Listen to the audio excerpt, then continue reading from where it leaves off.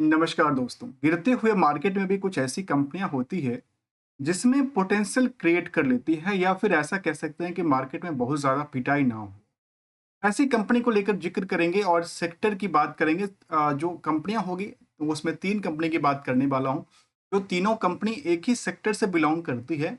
और उनमें देखने की कोशिश करेंगे आखिर किस में कितना पिटाई हुआ, और क्या मार्केट यदि इसी तरह से पिटाई होती रही, मार्केट में सब पैसे निकालते रहे, तो फिर मार्केट में कहाँ पे जाके स्थिरता बनाती है। या ये कह सकते हैं कि यदि मार्केट एक सपाट पे आके रुकती है और वहां से बाउंस बैक की तरफ इशारा करती है, तो मार्केट में क्या अच्छे खासे यहाँ पे खरीदारी का मौका मिल सकता है। चलिए पार्ट बाय पार्ट हम जरूर जानने की कोशिश करेंगे।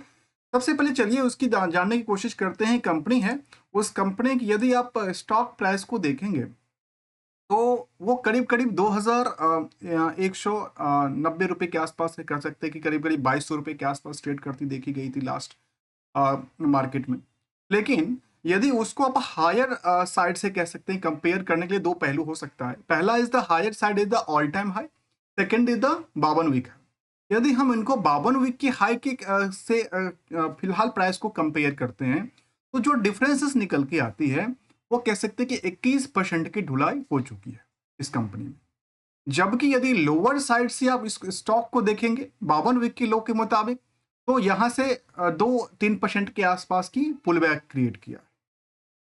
वहीं यदि और लाइफ टाइम हाई से इसको यदि आप करंट मार्केट जोन को देखेंगे, तो भी कह सकते हैं कि यहाँ पे वही 21% के आसपास जुलाई, मतलब ये आंकड़ा ये कहती है, जो भले ही मार्केट आपकी विपरीत हो, लेकिन स्टॉक प्राइस जो थी इसकी, वो ऑल टाइम हाई क्रिएट करने के बाद 21% की पिटाई हुई है। चाहे उसको आप लाइफ टाइम हाई मान लीजिए या 52 वीक की हाई मान लीजिए।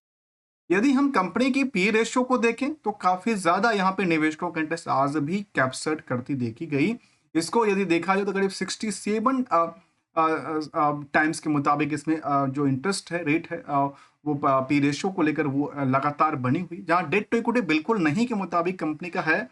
वहीं पे यदि कंपनी के रेवेन्यू पॉइंट ऑफ व्यू से देखा जाए तो वो क्या कहती है, और उसमें पहली जो हम कभी अभी लर्निंग कर रहे हैं, उसमें सबसे पहली कंपनी जो है उसकी यदि हम जिक्र कर रहे हैं रेवेन्यू के पॉइंट ऑफ व्यू से, वो आंकड़ा देती है कंपनी का, जो वायु वाई को लेकर के जो इनकी ग्रोथ रेट रही, अभी रिसेंटली की बात करें, तो ये कहता है कि करीब करीब 4% के आसपास ग्रोथ रही। जबकि यदि आप क्वार्टर ऑन क्वार्टर डेटा को लेते हैं, तो उनमें जो ट्रेंड रहा फाइनेंशियल को लेकर के, वो करीब करीब 6 से 7% की गिरावट रही।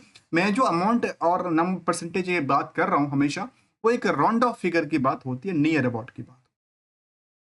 यदि कंपनी की प्रॉफिट को देखें तो वायु वाई को लेकर के करीब करीब 6% की रैली क्रिएट करती है, तो वहीं पे क्वार्टर ऑन क्वार्टर को लेकर करीब 29% से ज्यादा की डिक्लाइनिंग रेशियो रहा। देखिए, इसके मुताबिक मार्केट को 20% की पिटाई होना बहुत बड़ी बात नहीं थी, लेकिन भी मार्केट भी विपरीत चल रही है।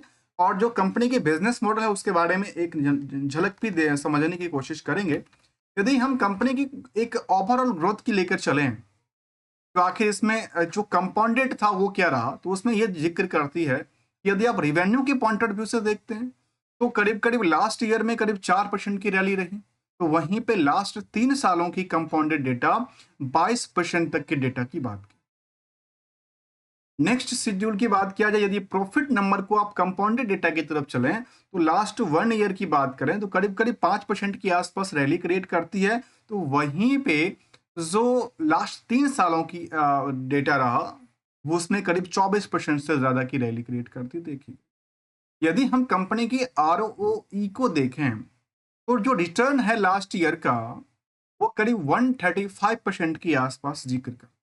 इसके हिसाब से कंपनी में क्या पोजीशन देखने को मिलता है, स्टॉक प्राइस में बहुत ज्यादा पिटाई नहीं हुई है, और जो वैल्यूशन है आज भी काफी ज्यादा हाई वेटेज की दर दर्ज करती है। इनको इंडस्ट्रियल पी के हिसाब से कंपेयर करेंगे। आगे चल करके हम आपको सामने डिस्प्ले को लेके आएंगे, जहां डिस्प्ले पे हर एक पहलू जो हम लर्निंग कर रहे हैं वो आपके सामने प्रेजेंट करने की कोशिश करिए। बिजनेस मॉडल की बात किया जाए, तो मुझे ऐसा लगता है कि इन कंपनी का बिजनेस मॉडल है जो कि हर घर तक पहुंच है। कंपनी का नाम है नेस्ले।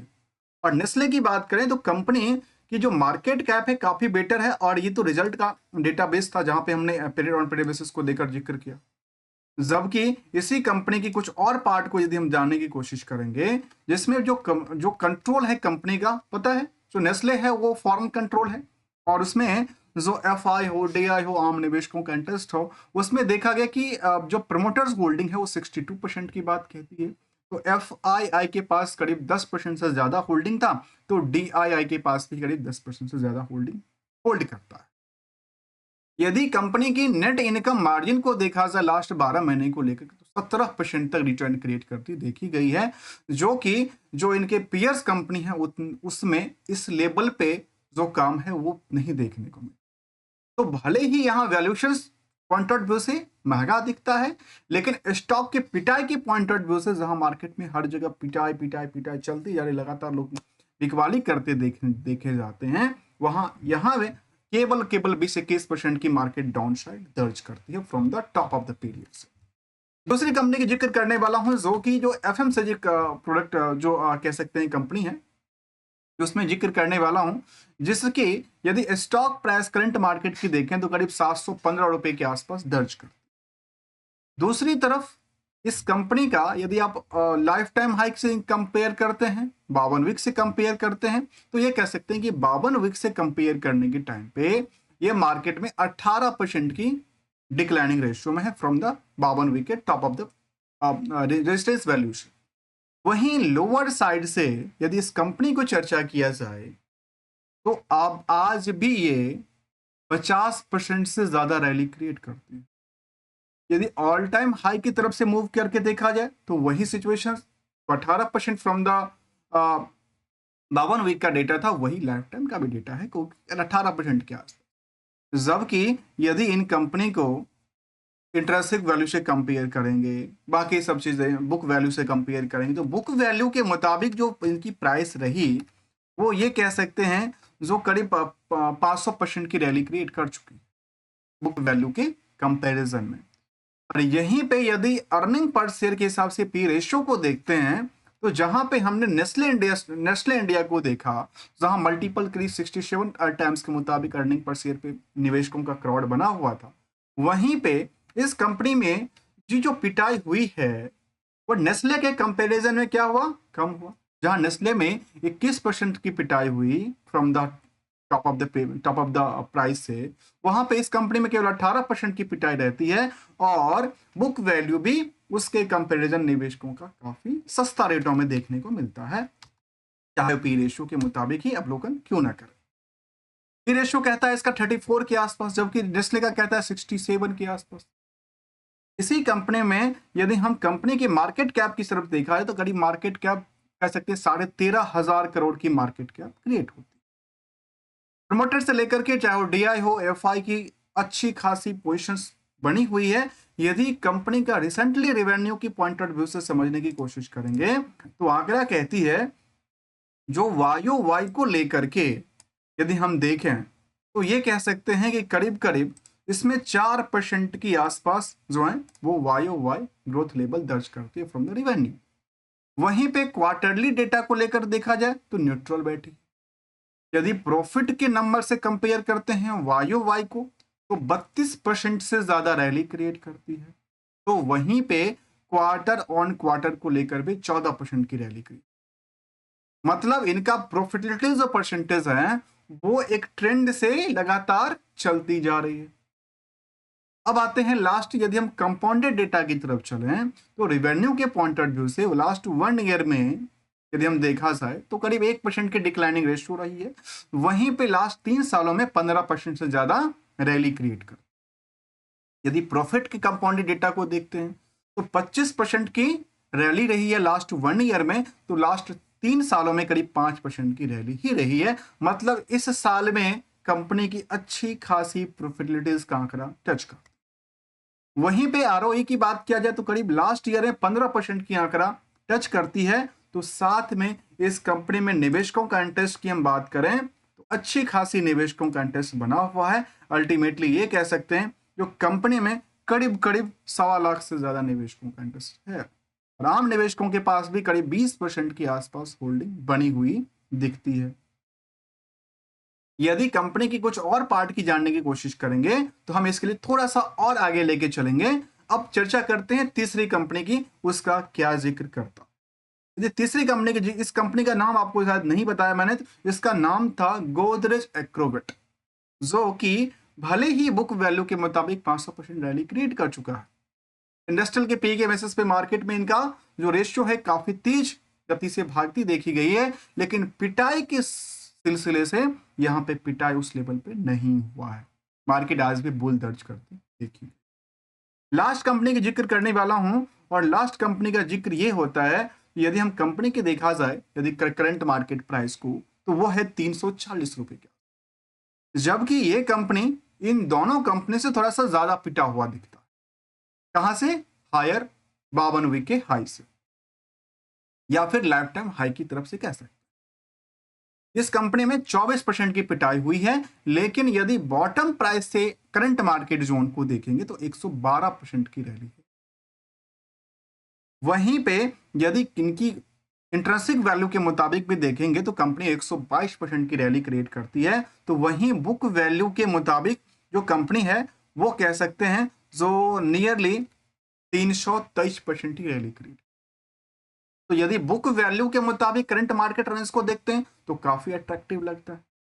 यदि पी रेशियो के मुताबिक देखते हैं तो इन दोनों कंपनियों के कंपैरिजन काफी बेटर लगता है, जिसमें कि नेस्ले इंडिया था, दूसरा इज एग्रोबेट की बात कर रहा हूं जिसका नाम था गोदरेज एग्रोबेट, जिसकी पी रेशियो करीब 34 के आसपास था, और इन दोनों के पी के हिसाब से इनका पी केवल 19 के आसपास।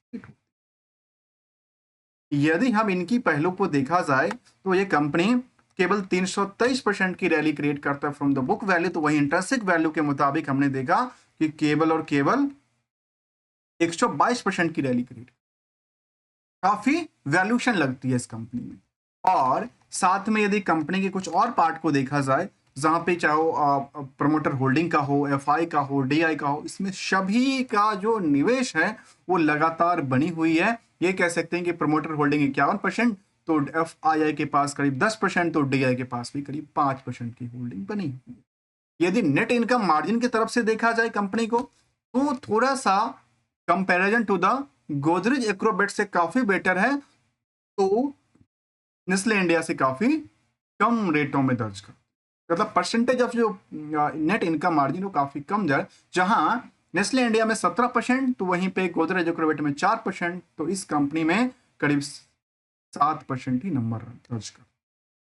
यदि कंपनी के हम रिवेन्यू के पॉइंट ऑफ व्यू से देखें तो कंपनी ये जिक्र करती है कि नियरली हम बात करें तो रिवेन्यू के पॉइंट ऑफ व्यू से वायु वाई को लेकर जो ग्रोथ रेट था वो 17% से ज्यादा थी।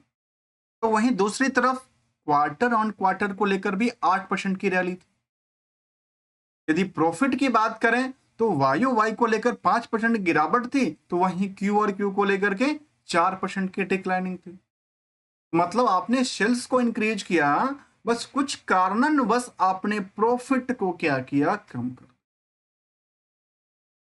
अब यदि इसी कंपनी का हम डेट टू इक्विटी भी देखेंगे, डेट टू इक्विटी के बारे में जो दिसंबर तक का डेटा आता है वो अभी हम समझना मुझे लगता है कि उचित नहीं है। अभी मार्च चल रहा है और वो भी 2 मार्च हो चुका है। अब शायद मार्च वाला जो डेटा आएगा उसमें शायद समझना आसान हो सकता है, लेकिन तब भी डेट टू इक्विटी मामला में देखा तो केवल और केवल 0.33 का आंकड़ा कहती है।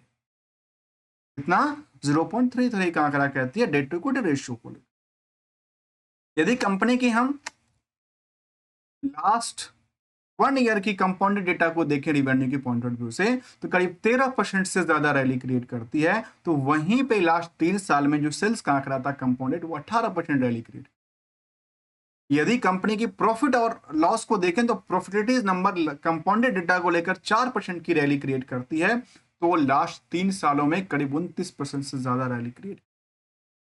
यदि स्टॉक की इस कंपनी का आरओई डेटा को भी देखा जाए तो लास्ट 1 ईयर में करीब 19% तक रिटर्न की बात कहती है। इस कंपनी का नाम था एलटी फूड्स। यदि हम सभी कंपनियों के बिजनेस मॉडल के बारे में चर्चा करें तो ये सभी के सभी जो डेली यूजेस की सामानें होती है उसमें कंपनी का रोल बनती है। इसको एफएमसीजी इंडस्ट्रीज की कंपनी कह सकते हैं, कुछ वैल्यूएशन के दृष्टिकोण से, कुछ वैल्यूएशन के दृष्टिकोण से नहीं भी, कुछ की मार्केट की पिटाई की रेंज की वजह से। हमने इस पर्टिकुलर जो लर्निंग था उसमें हमने इस पॉइंट को कवर करने की कोशिश किया कि मार्केट जो रफ्तार में चलती देखी गई थी उसके मुताबिक यहाँ पे मार्केट में जो रेस था उसमें पिटाई काफी कम जिक्र करता है। यदि हम सीधे सीधे डिस्प्ले पे लेके चलते हैं और समझने की कोशिश करते हैं तो यहाँ पे हमने डिस्प्ले भी लिया और यहाँ पे हमने इस कंपनी को जिक्र भी किया।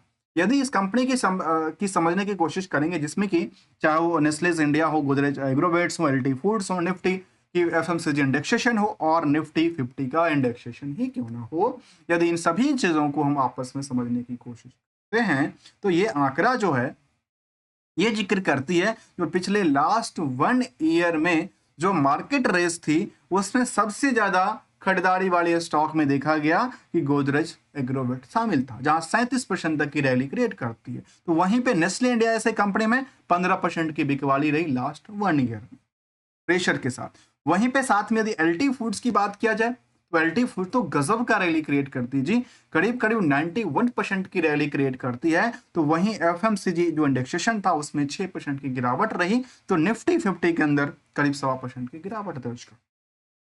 यदि हम कंपनी की रिसेंटली 6 महीने की डेटा की तरफ चलें, जहां पता है मार्केट में लगातार चारों तरफ से बिकवाली का प्रेशर्स देखने को मिलता है, तो वहां पे इनको आंकड़ा को लेकर ये कहती है कि यहाँ पे जो अल्टीमेटली पिटाई हुई है इनका उसमें जिक्र करती है कि नेस्ले इंडिया में करीब 12% से ज्यादा, तो वहीं एग्रोबेट में भी करीब 12%, तो वहीं पे एलटी फूड्स में 11%, तो एफएमसीजी इंडस्ट्रीज की जो बाकी दिग्गज कंपनियां थी उसमें करीब 20% से ज्यादा पिटाई हुई, जबकि निफ्टी 50 के अंदर भी करीब 12% से ज्यादा की पिटाई हो चुकी है। मतलब निवेशक लगातार अपने पैसे को निकालने में व्यस्त रहे हैं, अपनी प्रॉफिट लेकर हो या एसएल के साथ। दोस्तों हमारे साइड से किसी भी स्टॉक को लेकर कोई भी रिकमेंडेशन या एडवाइजरी की बात बिल्कुल शामिल नहीं होता कि आप किसी स्टॉक को खरीदो, बेचो या रखो। This is your money, your decisions, but only on golden rule यदि अप्लाई करके चलते हैं तो मार्केट में स्टेबिलिटी की तरफ इशारा कर सकती है, बन सकती है, क्योंकि अक्सर कहते हैं हम लोग यदि मौका मिले तो अपनी प्रॉफिट को पॉकेट में डालिए, और यदि लगातार अपनी कैपिटल में लॉस हो तो फिर उसको लॉस को सेटअप करने के लिए आपको कट करना जरूरी है। और एक चीज को और इंक्लूड करता हूं, हम लोग घर में कुछ ऐसे सामान भी रखते हैं जो तुरंत एक्सपायर हो जाती है, इसीलिए उस सामानों को हम यूटिलाइजेशन करना जल्दी सीखते हैं। अदरवाइज कुछ ऐसे सामान भी होती है या लेके आते हैं जो हमें लंबे पीरियड तक रखने की आदत हो जाती है और वो एक हमें वो नुकसान भी नहीं पहुंचाता और वो हमें फायदा की तरफ ही ले जाती है। इसलिए एक शॉपकीपर किस हिसाब से थिंकिंग करता है वो समझना पड़ेगा, तभी हम पोर्टफोलियोज को अच्छी तरह से समझ पाएंगे। ओनली ऑन जनरल थिंकिंग लेकर के, विदाउट कोई ट्रेडिंग एडवाइजरी और नोट को लेकर। मिलेंगे कुछ नई लर्निंग के साथ, तब तक के लिए thanks for the joining us दोस्तों।